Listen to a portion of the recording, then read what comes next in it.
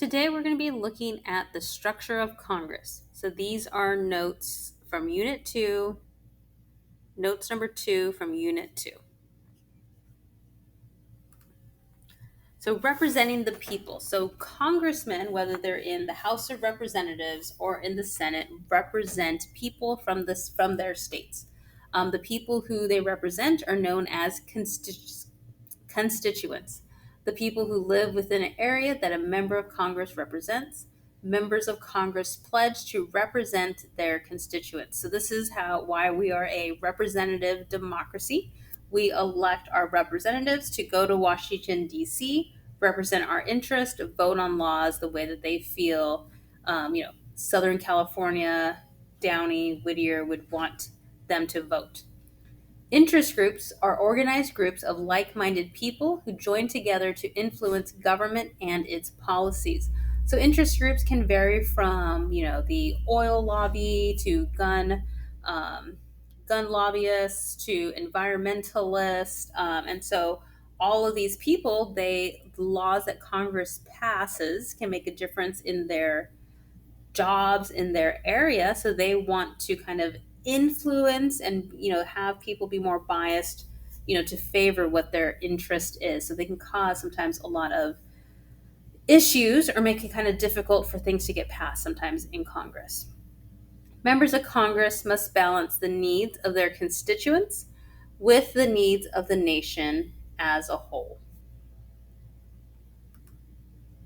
The structure of Congress. So Congress is a bicameral legislature, meaning there are two houses of Congress.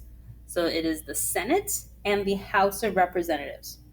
The Senate is the upper house. So there is 100 members, 100 senators.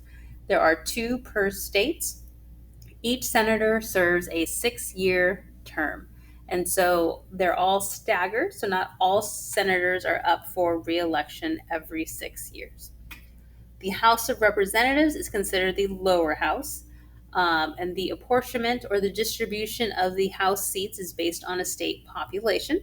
So the more populous a state is, the more representatives they have in the House. So each state is guaranteed 1 member. So right now there are 435 seats in the House of Representatives. And I believe I said earlier, California has like 53. I'll have to double check. And so representatives have 2-year terms. And so because they're up for re-election more quickly, sometimes that can lead to shifts in power based on how those 435 seats are split up amongst the Democrats and the Republicans. The power of the purse. So Congress has the power to approve spending by the federal government. Appropriation is a bill that sets aside funds for a specific purpose. It can prevent the executive branch from carrying out policies it disagrees with.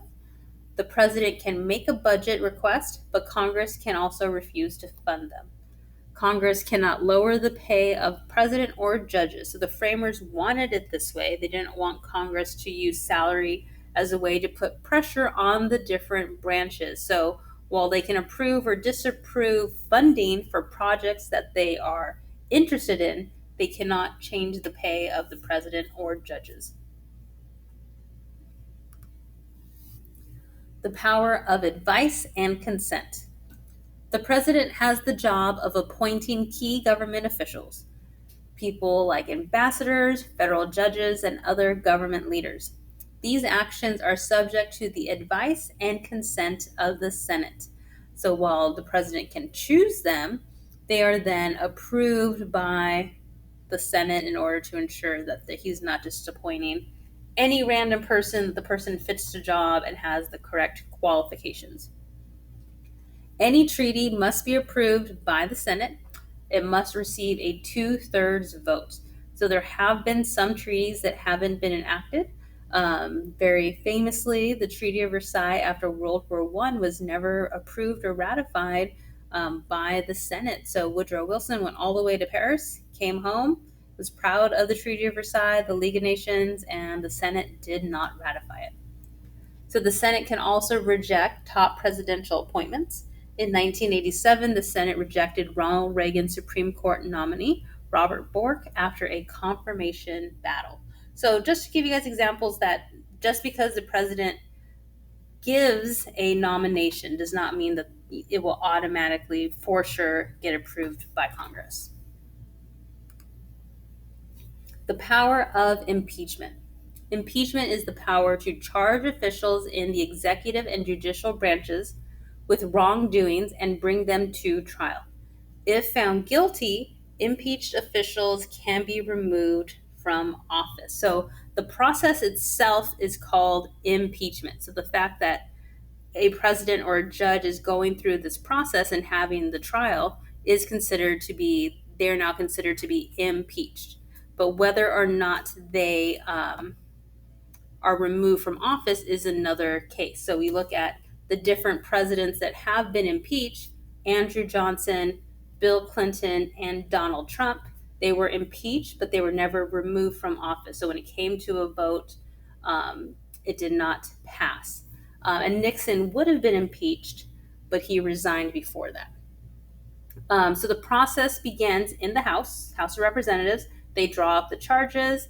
A majority of votes approves a formal impeachment. So if it didn't get passed, then it wouldn't go through. The Senate holds the trial. So the vice president acts as the judge. If the president or vice president is accused, then the chief justice serves as judge. And a 2/3 vote in the Senate would be required for a guilty verdict and removal. So you're looking at about 67%. Other checks and balances. So they can check the judicial branch by amending the Constitution. They can check on the power of the courts to declare acts of Congress unconstitutional. They can check the executive branch by overriding a veto, and this would require a 2/3 vote in each house to override, so the House of Representatives and the Senate.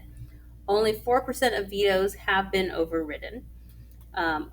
Oversight, so they have broad powers to review how the executive branch is operating. They can make sure that it's following the laws Congress has passed, and can hold hearings and call witnesses from the executive branch. So this is the end of the notes. You want to make sure to go back and fill in your definitions for your key terms.